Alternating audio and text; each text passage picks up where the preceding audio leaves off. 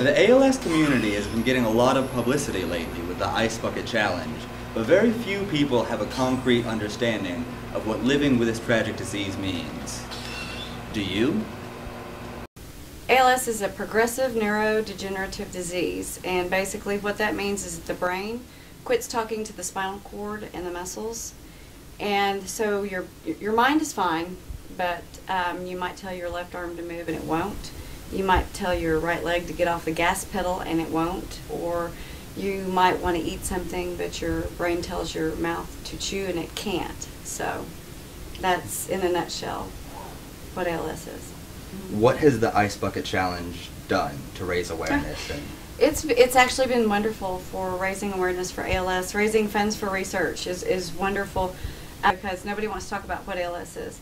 Because when you see a person in the end stages of ALS, it's very difficult to watch. Nobody wants to see it. Nobody wants to talk about it because it's horrific. It is. And people finding out what this disease is will lead to a cure to this disease, and putting me out of a job would be 100% fine with me. Buddy and I, we were going to a basketball game, going to watch the Hogs, and he said his hand hurt.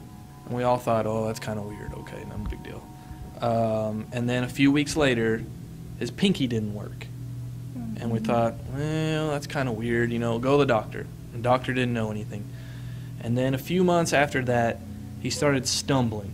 And we noticed it, you know, because we were all roommates and we were all best friends for 10 years.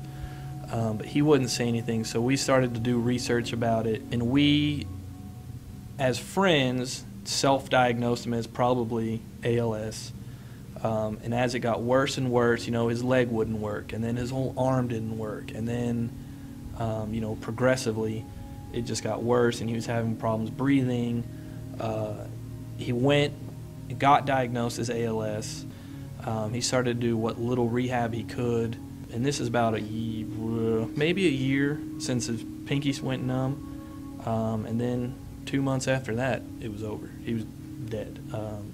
Couldn't walk, couldn't talk. He ended up, his lungs quit working, so he just eventually suffocated. But that was it. Now, conversely, you know, as you and I were talking, my cousin got diagnosed 20 years ago with ALS, and he can just now not button his shirt. Whereas my best friend, it was a year from pinky not working, funeral.